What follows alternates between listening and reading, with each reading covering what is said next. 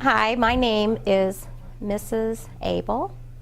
I teach sign language at Blair Oaks High School.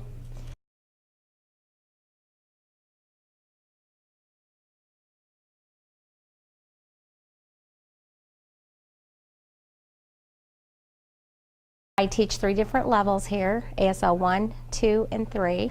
ASL stands for American Sign Language, and there are different types of sign language out there. There is something called SEE, which is SEE, and that stands for Signing Exact English. They sign each and every word.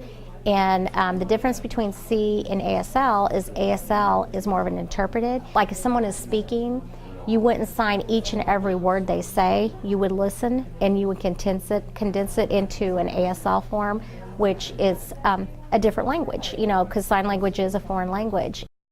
My mom is deaf and my dad is hearing, and so I kind of grew up in a house that was hearing and deaf, and so it was kind of a second language to me. When my mom was 2, she had a very high fever, and she actually had the measles and the mumps at the same time. Just like with the disease of scarlet fever and things like that, it can take your hearing, and that's what happened.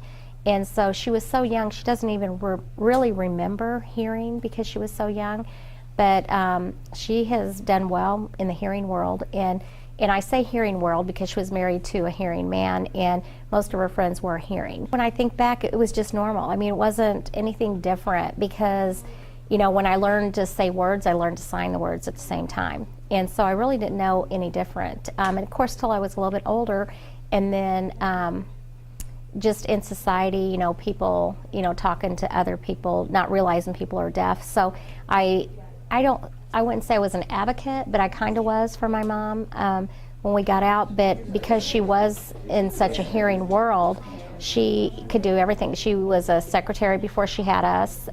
She could do everything a secretary can do except for answer a phone. And then when she started having kids, she stayed home and started babysitting. And so fortunately, my mom was able to stay home with us as kids.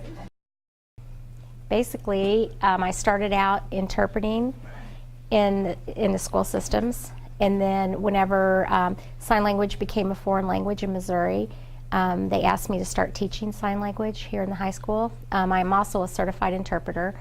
I would say the most rewarding thing about teaching sign language here at the high school is seeing the kids learn the language and use it.